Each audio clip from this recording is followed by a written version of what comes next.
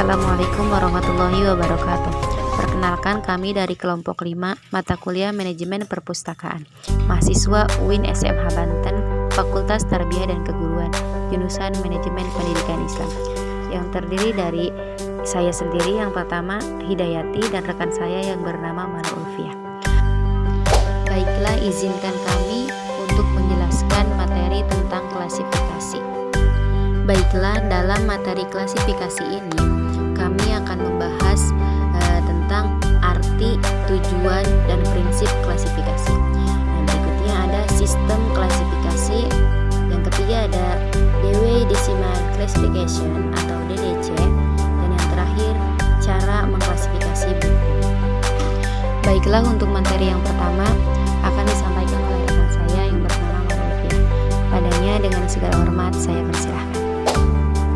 Baiklah, saya di sini ingin mempresentasikan hasil diskusi kami. Yang pertama itu ada arti klasifikasi. Klasifikasi berasal dari kata classification, dari kata kerja to classify, yang berarti menggolongkan dan menempatkan benda-benda yang sama di suatu tempat. Menurut Richardson, klasifikasi adalah berdasarkan kesamaan dan ketidaksamaan berdasarkan pemilihan tersebut. Koleksi yang memiliki kesamaan isi dikelompokkan untuk menempatkan di suatu tempat. Selanjutnya, mengklasifikasi adalah kegiatan menganalisis bahan pustaka dan menentukan notasi yang mewakili subjek bahan pustaka dengan menggunakan sistem klasifikasi tertentu. Dari penjelasan tadi, maka dapat disimpulkan bahwa yang dimaksud dengan klasifikasi bahan pustaka itu suatu proses memilih dan mengelompokkan buku-buku perpustakaan atau bahan pustaka lainnya atas dasar tertentu, serta diletakkan secara bersama-sama di suatu tempat sesuai dengan nomor kelasnya masing-masing. Yang kedua, tujuan klasifikasi. Secara umum, tujuan klasifikasi adalah untuk mempermudah penggunaan koleksi, baik bagi pemustaka maupun petugas perpustakaan. Klasifikasi bahan pustaka sangatlah membantu pemustaka dalam mencari bahan pemustaka yang diinginkan. Selain membantu pemustaka, klasifikasi juga bertujuan menata dan menyimpan bahan pustaka pada tempatnya masing-masing. Secara rinci, tujuan mengklasifikasi buku-buku perpustakaan sekolah sebagai berikut. Yang pertama, untuk mempermudah murid-murid di dalam mencari buku-buku yang sedang diperlukan. Yang kedua, untuk mempermudah guru pustakawan di dalam mencari buku-buku yang dipesan oleh murid-murid. Yang ketiga, untuk mempermudah guru pustakawan di dalam mengembalikan buku-buku pada tempatnya. Yang keempat, mempermudah guru pustakawan mengetahui pertimbangan bahan pustaka. Dan yang kelima, untuk mempermudah guru pustakawan di dalam menyusun suatu daftar bahan-bahan pustaka yang berdasarkan sistem klasifikasi. Yang ketiga, prinsip klasifikasi. Mengklasifikasi bahan pustaka merupakan salah satu kegiatan dalam pengkatalogan subjek. Karena sebelum menentukan nomor kelas suatu bahan pustaka, maka terlebih dahulu dianalisa apa isi yang dikandung dalam sebuah bahan pustaka, yang kemudian dikonsep dan selanjutnya diterjemahkan ke dalam pedoman klasifikasi yang menjadikannya dalam bentuk notasi sehingga menghasilkan nomor kelas bahan pustaka. Nah, beberapa prinsip yang perlu diperhatikan di dalam mengklasifikasi buku-buku perpustakaan sekolah yang menggunakan sistem klasifikasi berdasarkan subjeknya. Yang pertama, klasifikasi buku-buku perpustakaan sekolah. Pertama-tama berdasarkan subjeknya, kemudian berdasarkan bentuk penyajiannya atau bentuk karyanya. Yang kedua, khususnya buku-buku yang termasuk karya umum dan kesusastraan hendaknya lebih diutamakan pada bentuknya. Yang ketiga, di dalam klasifikasi buku-buku perpustakaan sekolah hendaknya memperhatikan tujuan pengarangnya. keempat, mengklasifikasi buku-buku perpustakaan sekolah itu pada subjek yang sangat spesifik. Dan yang kelima, apabila sebuah buku yang membahas 2 atau 3 subjek, klasifikasilah buku tersebut pada subjek yang dominan. Nah, selanjutnya itu ada sistem klasifikasi. Sehubungan dengan klasifikasi, pengetahuan dasar yang harus dimiliki oleh guru pustakawan adalah jenis sistem klasifikasi dan kemampuan menentukan sistem klasifikasi. Mengetahui jenis sistem klasifikasi termasuk di dalamnya mengetahui kelebihan-kelebihan dan kekurangan-kekurangan setiap sistem klasifikasi sangat penting. Sebab hal ini akan mempengaruhi terhadap penentuan sistem klasifikasi yang akan digunakan. Tepat tidaknya guru pustakawan di dalam menentukan sistem klasifikasi yang akan digunakan tergantung kepada luas tidaknya pengetahuan guru pustakawan tentang jenis sistem klasifikasi. Sistem klasifikasi bisa berdasarkan ciri-ciri buku, sehingga buku-buku yang dibercirikan sama bisa dikelompokkan menjadi satu. Ada beberapa sistem klasifikasi buku-buku perpustakaan sekolah, antara lain sebagai berikut. Yang pertama, ada sistem abjad nama pengarang. Nah, pada sistem ini buku-buku perpustakaan sekolah dikelompok-kelompokkan atas dasar abjad nama pengarangnya. Misalnya, buku yang harus diklasifikasi nama-nama pengarangnya itu ada Budiono, DRS Ahmad Fadil, Kyai Haji Ansori, DRS Samsul Arifin, Badrus Zaman, dan sebagainya. Nah, maka buku-buku yang nama pengarangnya dimulai dengan huruf A dikelompokkan menjadi satu. Begitu pula buku-buku yang nama pengarangnya dimulai dengan huruf B dan S. Yang kedua, ada sistem abjad judul buku. Nah, pada sistem ini, buku-buku perpustakaan sekolah dikelompok-kelompokkan atas dasar abjad judul bukunya. Buku-buku yang huruf pertama dari judul sama dikelompokkan menjadi satu. Nah, contoh sistem abjad judul buku itu dimulai dengan huruf A. Seperti misalnya administrasi perkantoran modern, administrasi pendidikan, analisa bahasa. Dikelompokkan tuh menjadi satu. Begitu pula buku-buku yang judulnya dimulai dengan huruf P seperti pokok-pokok kepegawaian, psikologi orang dewasa, pedoman ahli ibadat, pemimpin dan kepemimpinan, pembinaan pegawai, negeri sipil.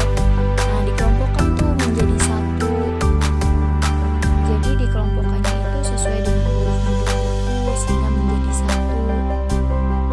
Yang keenam, ada sistem bahasa. Nah, pada sistem ini, buku perpustakaan dikelompokkan berdasarkan bahasa yang digunakan. Misalnya, buku perpustakaan yang berbahasa Indonesia dikelompokkan menjadi satu. Buku perpustakaan yang berbahasa asing, seperti bahasa Inggris, dikelompokkan menjadi satu. Begitu pula dengan buku yang berbahasa daerah, seperti bahasa Jawa, dikelompokkan menjadi satu. Dan yang terakhir, sistem subjek. Pada sistem ini, buku perpustakaan dikelompokkan berdasarkan subjek atau isi yang terkandung di dalam buku yang bersangkutan. Misalnya, buku yang membahas tentang pendidikan dikelompokkan menjadi satu. Buku yang membahas tentang kesehatan dikelompokkan menjadi satu. Buku yang membahas tentang politik dikelompokkan menjadi satu, dan lain sebagainya.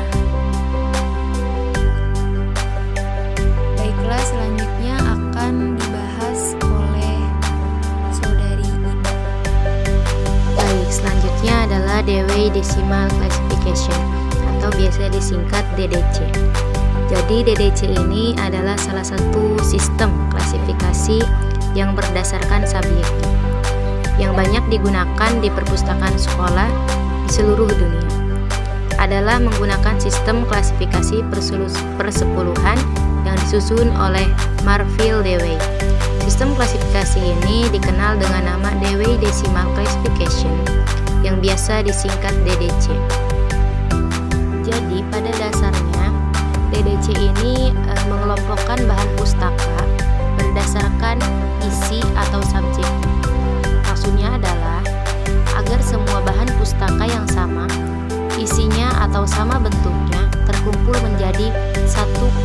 Selanjutnya agar memudahkan mengatur, menempatkan, dan menggunakan atau menemukan kembali informasi sewaktu-waktu dipergunakan. Nah, jadi sistem klasifikasi DDC ini akan sangat membantu baik bagi petugas dalam menyusun koleksi maupun bagi pemakai agar dapat dengan mudah mencari dan menemukan apa yang mereka perlukan sehingga akan menghemat waktu dan tenaga. Jadi DDC ini sistem klasifikasi persepuluhan Dewey itu awalnya disusun oleh Marvil Dewey pada tahun 1873. Nah, edisi pertamanya ini diterbitkan pada tahun 1876 yang kemudian diberi judul dengan A Classification and Subject Index for Cataloging and Arranging the Books and Pamphlets of a Library. Nah, jadi sejak diterbitkan pertama kali yaitu pada tahun 1976 sampai tahun 1985 telah terbit 19 edisi. Nah, setiap edisi baru ini merupakan perbaikan dari edisi yang lama. Nah, dan yang terakhir ada cara mengklasifikasi buku. Jadi selain memahami arti, tujuan, dan prinsip-prinsip klasifikasi, pustakawan perlu juga memahami cara mengklasifikasi buku. Yang dimaksud dengan cara di sini adalah langkah-langkah yang harus ditempuh oleh pustakawan di dalam mengklasifikasi buku-buku perpustakaan sekolah. Nah, setiap sistem klasifikasi ini sebagaimana telah dijelaskan sebelumnya. Jadi langkah-langkah yang dapat ditempuh oleh pustakawan di dalam mengklasifikasi buku-buku perpustakaan adalah sebagai berikut. Nah, yang pertama ini ada menentukan sistem klasifikasi. Nah, jadi langkah yang pertama ini dalam mengklasifikasi buku-buku itu adalah menentukan sistem klasifikasi. Misalnya, apakah akan menggunakan UDC atau menggunakan DDC? Jadi satu hal yang perlu diperhatikan oleh pustakawan ini adalah di dalam penggunaan sistem klasifikasinya. Jadi sistem klasifikasi apa gitu yang digunakan untuk mengklasifikasi buku-buku perpustakaan sekolah. Itu harus konsisten. Karena apabila menggunakan sistem yang tidak konsisten, itu akan berdampak buruk pada perpustakaan yang akan datang. Yang kedua itu menyiapkan bagan klasifikasi. Jadi setelah menentukan sistem klasifikasi, langkah berikutnya adalah menyiapkan bagan klasifikasi. Nih ya, misalkan sekarang pustakawan itu menetapkan sistem yang tadi itu menggunakan sistem DDC ya. Nah, maka langkah selanjutnya adalah menyiapkan bagan klasifikasi persepuluhan Dewey agar pustakawan ini dapat lebih lancar mengklasifikasi buku-buku perpustakaan sekolah. Nah, sebaiknya bagan klasifikasi persepuluhan Dewey ini dituliskan pada kertas manila dan ditempelkan pada tembok di ruang perpustakaan sekolah. Langkah berikutnya adalah menyiapkan buku. Jadi buku-buku perpustakaan sekolah ini harus disiapkan dengan sebaik-baiknya di atas meja agar buku tersebut bisa tercatat atau diinventarisasikan di dalam buku inventaris atau buku ini. Nah, yang keempat ini ada menentukan subjek baru. Jadi sebuah buku-buku yang akan diklasifikasi itu langkah berikutnya adalah menentukan subjek buku. Untuk menentukan subjek buku dapat dilakukan dengan cara menganalisis bagian-bagian bukunya. Nah, misalnya itu dari judul, terus daftar isi, kata pengantar, isi sebagian atau keseluruhan. Dan yang terakhir itu adalah menentukan nomor klasifikasi. Nah, jadi setelah subjek atau buku ditemukan, maka langkah berikutnya adalah menentukan nomor klasifikasi. Untuk menentukan nomor klasifikasi, pustakawan bisa berpedoman kepada bagan klasifikasi klasifikasi sebagaimana telah dipersiapkan pada langkah kedua. Jadi langkah-langkah sebagaimana yang telah disebutkan itu merupakan langkah-langkah yang dapat ditempuh terutama pada permulaan berdirinya perpustakaan sekolah. Nah, artinya masih pertama kali melakukan klasifikasi terhadap buku-buku perpustakaan sekolah.